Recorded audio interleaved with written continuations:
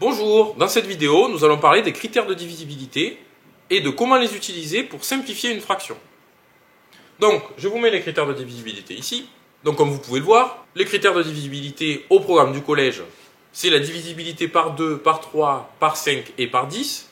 Les autres divisibilités, par exemple, vous pouvez avoir la divisibilité par 7, qui est au programme du lycée, et la divisibilité par 11, qui peut être soit en terminale maths experte, soit en post-bac. Donc il y a d'autres règles de divisibilité plus tard, mais les classiques qui sont au programme de collège, c'est la divisibilité par 2, par 3, par 5 et par 10. Donc, pour voir qu'un nombre est divisible par 2, il faut qu'il se finisse par 0, 2, 4, 6 ou 8. Pour que ce soit divisible par 3, il faut additionner les chiffres qui composent le nombre et voir si c'est divisible par 3 ou non. Pour la divisibilité par 5, il faut que le nombre finisse par 5 ou 0. Et pour la divisibilité par 10, il faut que le nombre se finisse par 0. Comme ça, c'est facile. Il n'y a pas besoin de c'est très facile à retenir. Donc, on va prendre un exemple. 48 sur 28. Donc, pour simplifier, en fait, il faut vérifier tous les critères de divisibilité. Donc, est-ce que c'est divisible par 10? Ben non, puisque ça finit pas par 0. Donc, ce n'est pas divisible par 10. Est-ce que c'est divisible par 5? Non, ça ne finit pas par 5. Donc ce n'est pas divisible par 5. Est-ce que c'est divisible par 3? Alors on fait l'addition, 8 plus 4 ça fait 12. 12 est divisible par 3, donc 48 est divisible par 3. Donc là ça marche. Par contre attention, dans les fractions, pour qu'une fraction soit divisible par un nombre, il faut que le numérateur, donc le terme du haut, et le dénominateur, le terme du bas, soient tous les deux divisibles par le même nombre. Donc, même si là on sait que 48 c'est divisible par 3, il faut vérifier, pour que la fraction totale soit divisible par 3, il faut vérifier si 28 est divisible par 3.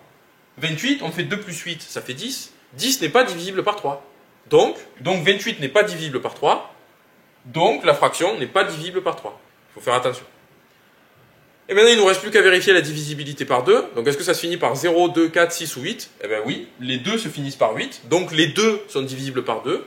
Donc on peut diviser par 2 en haut et en bas. Parce que si on divise en haut, il faut diviser en bas pour que ce soit une fraction égale. Tout comme on multiplie en haut et en bas par un même nombre pour que deux fractions soient égales. Donc là, on divise par 2 en haut et en bas. 48 divisé par 2, ça fait 24. Et 28 divisé par 2, ça fait 14. Et là, on refait la même chose. Est-ce que c'est encore simplifiable? Par 10, non, parce que ça finit pas par 0. Par 5, non, parce que ça finit pas par 0 ou 5. Par 3, 4 plus 2, 6, c'est divisible par 3. Mais 14, c'est 4 plus 1, 5, c'est pas divisible par 3. Donc 14 n'est pas divisible par 3, donc on ne peut pas diviser par 3. Mais c'est encore divisible par 2. Vous n'êtes pas obligé de tout vérifier. Si vous voyez que là, si vous voyez directement que c'est divisible par 2, vous divisez par 2 et vous voyez après le résultat si c'est encore divisible. Donc 24 divisé par 2, ça fait 12. Et 14 divisé par 2, ça fait 7. Et maintenant, on revérifie encore. Sauf que là, c'est pas divisible par 2 parce que 7 c'est pas divisible par 2. C'est pas divisible par 10 ou 5 parce que ça n'est fini ni par 0 ni par 5. Et c'est pas divisible par 3 parce que 7 n'est pas divisible par 3. Donc là, on a la version simplifiée au maximum. Donc voilà, donc vous voyez maintenant comment simplifier une fraction. Il faut toujours appliquer ces règles en vérifiant tous les critères de divisibilité.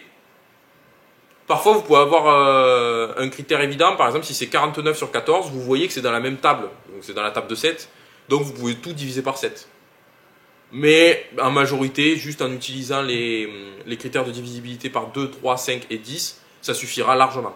Donc voilà, c'est tout pour cette petite vidéo sur la simplification de fractions et les critères de divisibilité. N'oubliez pas de vous abonner et d'activer la cloche pour ne pas rater les prochaines vidéos. Et on se retrouve dans la prochaine vidéo.